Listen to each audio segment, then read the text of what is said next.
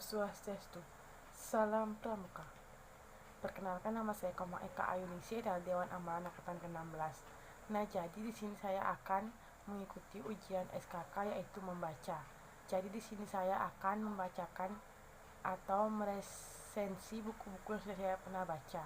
Yang pertama yaitu Bumi Manusia, penulis Pramandia Ananta Teor, penerbit Lentera di Pantara, tahun terbit cetakan pertama 1980, jumlah halaman 551 halaman. Sinopsis novel. Bumi Manusia bercerita tentang Minke, seorang pribumi yang bersekolah di HBS.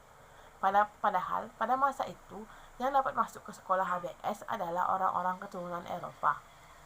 Ia merasa gelisah melihat nasib pribumi lainnya yang tertindas.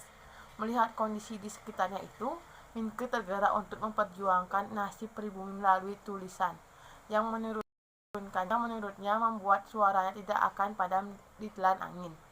Di tengah cerita, Bumi Manusia juga memiliki sinopsis kisah cinta antara Minke dan Annelies, gadis Indo yang juga anak dari Nyai Onte Soros dengan tuannya Herman Melem. Novel ini juga menggambarkan kondisi masa kolonialisme Belanda pada masa itu. Kelebihan novel: alur ceritanya sangat menarik dan permasalahan ditulis cukup jelas. Banyak memberi beberapa gambaran yang sangat jelas mengenai masalah-masalah yang timbul dalam kehidupan manusia di zaman kolonialisme. Kekurangan novel: ada beberapa bahasa yang digunakan terlalu puitis sehingga sulit untuk dimengerti.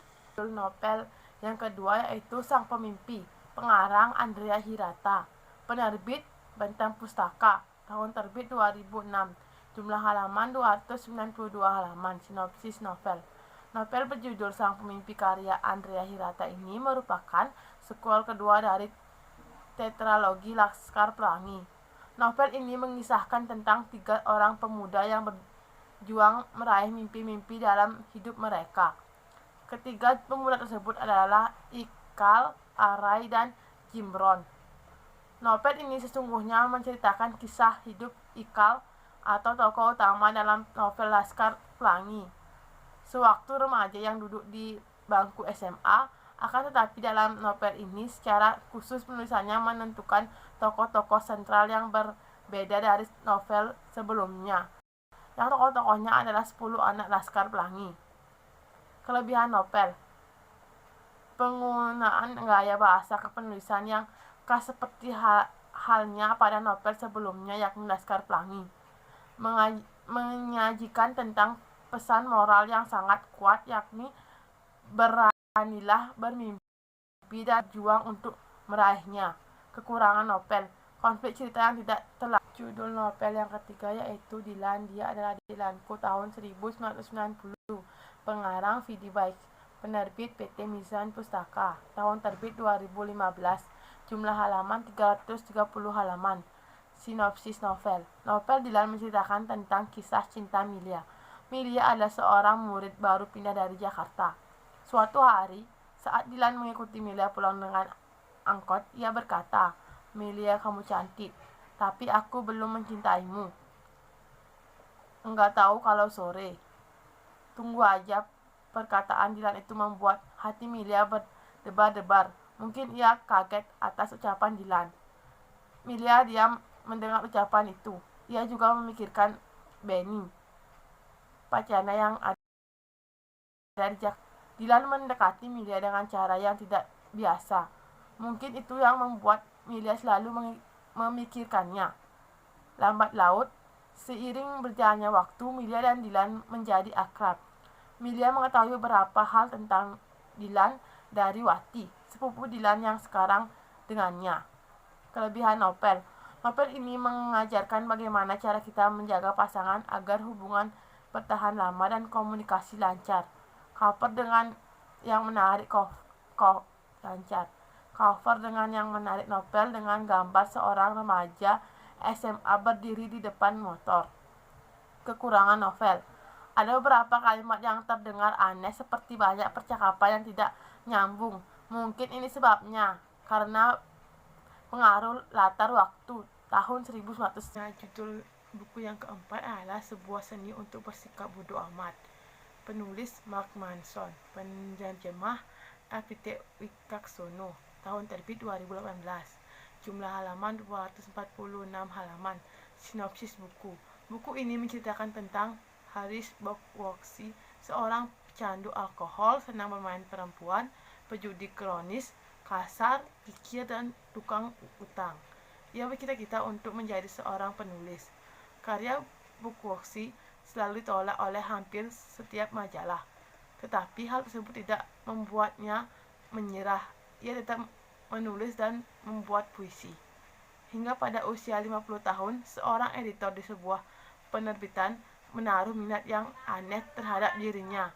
Sampai akhirnya ia sukses dengan judul novel pertama yaitu Host Official. Didedikasikannya untuk tak seorang pun. Popularitasnya melampaui harapan setiap orang. Walaupun ia sudah sukses, ia tetap menjadi dirinya sendiri, yaitu minum alkohol, menggunakan narkoba, main perempuan, dan lain sebagainya. Sukses itu tidak mengubah hidupnya menjadi pribadi yang lebih baik.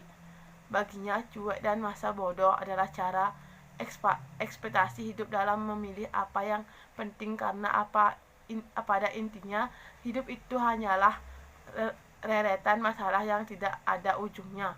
Kelebihan buku. Judul yang sangat menarik dari isi yang sedikit nyeleneh tetapi menginspirasi dan membuat siapapun yang membacanya akan berpikir dua kali jika akan melakukan sesuatu, karena teringat kembali beberapa penggalan kalimat atau kata yang berbeda di dalamnya. Kekurangan buku. Terdapat kalimat yang tidak dimengerti dan terdapat sub-sub bab yang bahasanya kurang komplit atau tidak klimas. Buku yang kelima yaitu Rumah Kaca. Penulis Pramedia Ananto Theor. Tebal buku 646 halaman. Penerbit Lentera di Pantara. Tahun terbit 2010. Sinopsis. Novel fiksi Rumah Kaca ini bercerita mengenai usaha kolonial untuk memukul aktivitas kaum pergerakan pada operasi pengarsipan yang rapi. Arsip merupakan mata radar Hindia yang diletakkan di mana saja. Fungsinya untuk merekam seluruh kegiatan kaum pergerakan tersebut. Dalam hal ini, Pramedia menyebut politik arsip dengan kegiatan perumah kacaan. Kelebihan novel ini adalah fakta-fakta disajikan dengan bagus. Kekurangan, alur waktu tidak jelas sehingga pembaca kesulitan untuk mengetahui latar cerita di dalam novel tersebut. Judul buku yang keenam yaitu Koala Kumal. Penulis Raditya Dika. Tebal buku 250 halaman. Penerbit Gegas Media. Tahun terbit 2015. Sinopsis. Novel remaja berjudul Koala Kumal ini bercerita mengenai pahit manisnya cinta yang dikemas dalam drama cinta komedia. Di dalam novel ini, Raditya Dika menceritakan tentang patah hati. Patah hati adalah sebuah proses menuju kedewasaan. Saat patah hati, janganlah Anda mudah putus asa untuk mengejar cinta. Hal ini dikarenakan untuk mendapatkan suatu impian. Impian itu membutuhkan suatu perjuangan.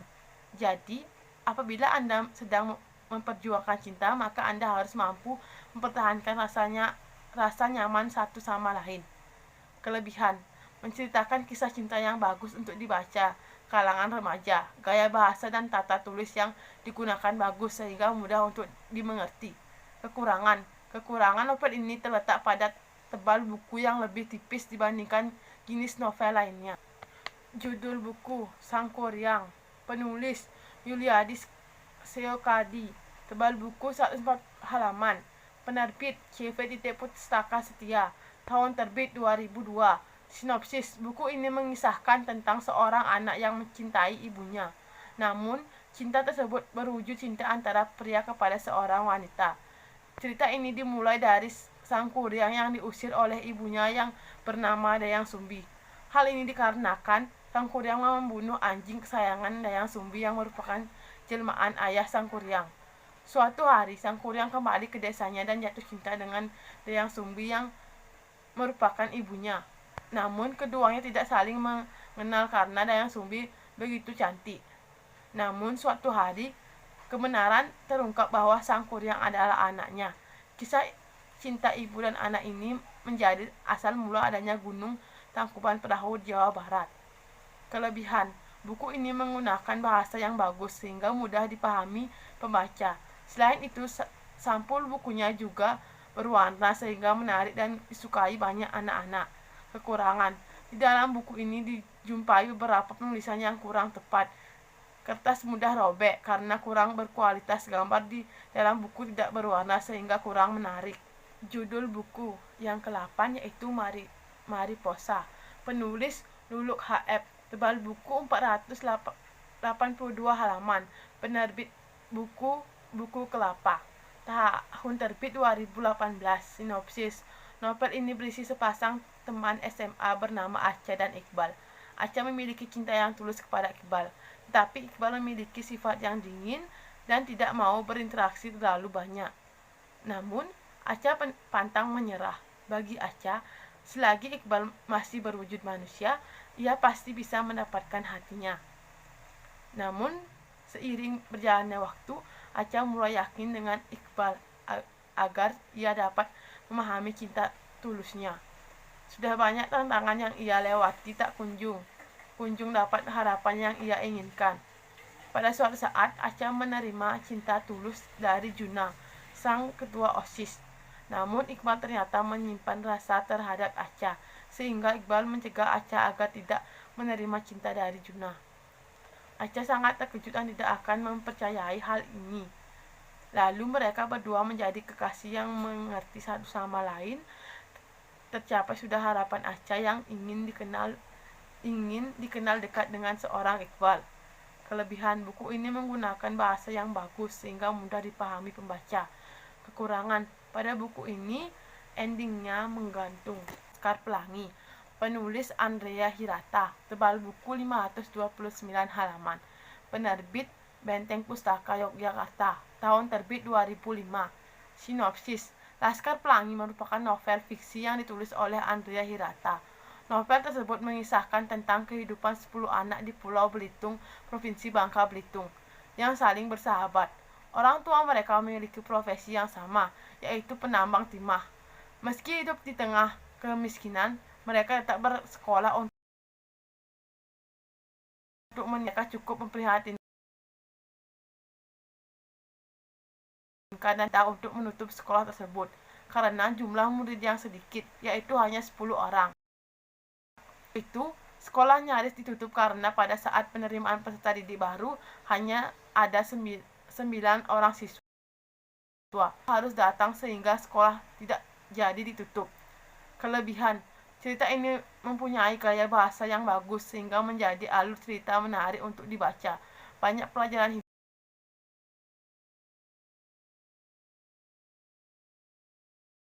hidup yang tulisan seolah tidak menjelaskan. Judul buku yang ke-9 yaitu Tulisan Sastra. Penulis Tenderlova.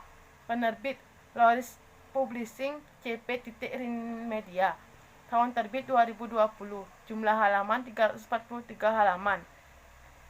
Novel ini mengisahkan kehidupan sang tokoh utama yang gemar menciptakan suasana ramai dengan sikap yang riang dan mudah melucu. Dia bisa dipanggil Sastra dengan nama lengkap Andika Sastra Gautama. Sastra berasal dari sebuah keluarga harmonis dan hangat, meskipun telah ditinggal wafat oleh sang ayah tercinta, Bapak Suyadi. Sastra tinggal bersama dengan mama dan ke-6 bersaudara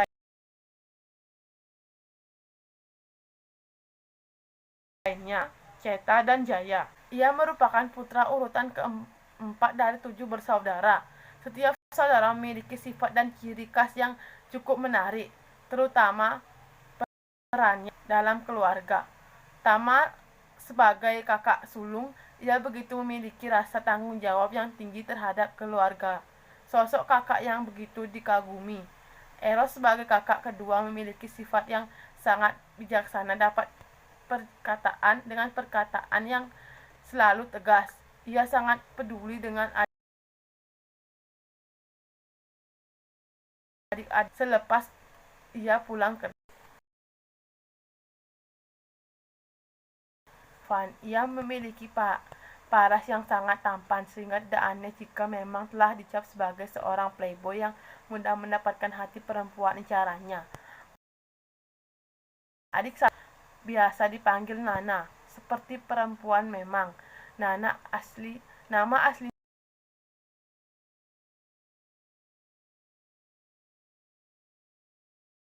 Nana yang sangat jago, karena sering membantu mama memasak di dapur. Adik selanjutnya yaitu Ceta, merupakan adik yang sangat pintar, juara olimpiade, dan yang paling unik adalah tentang bagaimana menggunakan perasaan pada perempuan yang dia sukai. Adik terakhir yaitu Jaya, si bungsu yang manja dan terkadang banyak maunya. Kelebihan buku ini mengajarkan kita untuk hidup.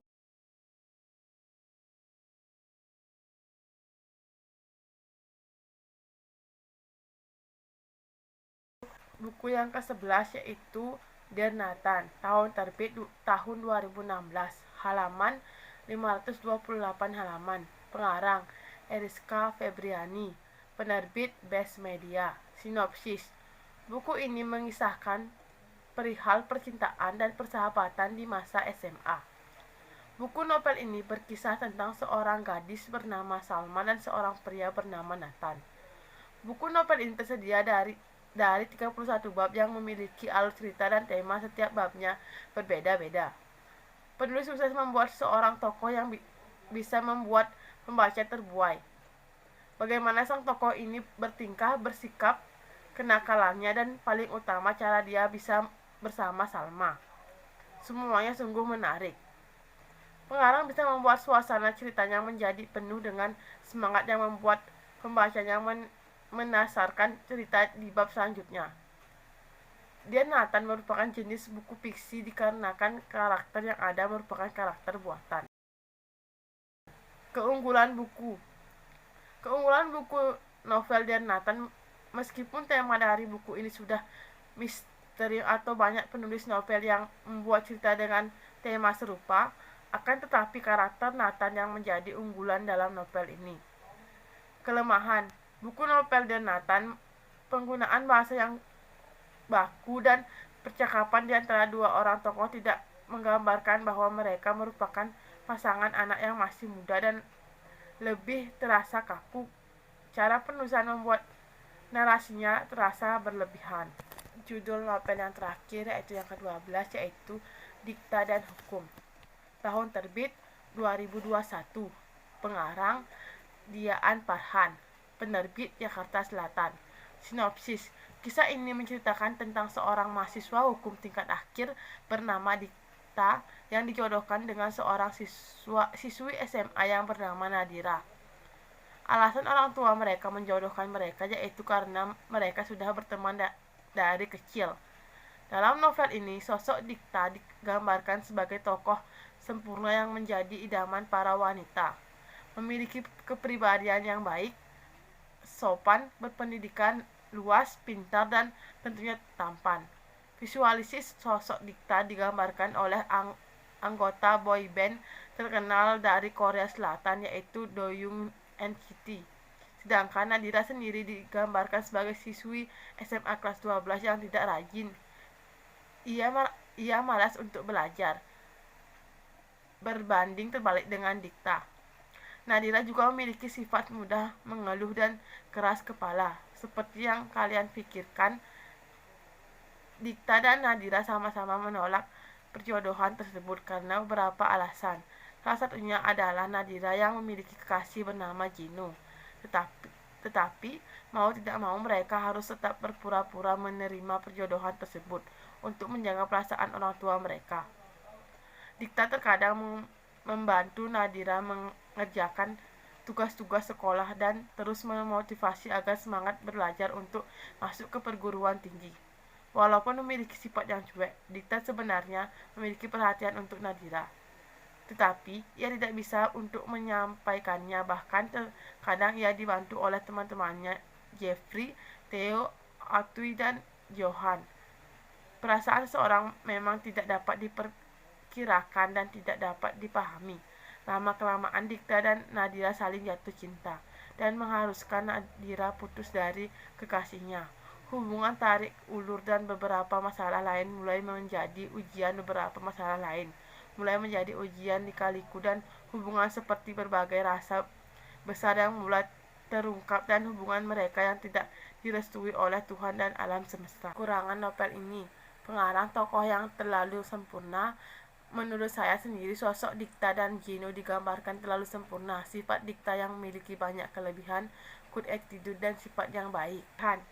Kelebihan dari novel Dikta dan Hukum ini cukup banyak, yaitu cover buku yang sangat indah. Pemilihan gradasi warna yang tepat membuat cover buku menjadi enak dipandang.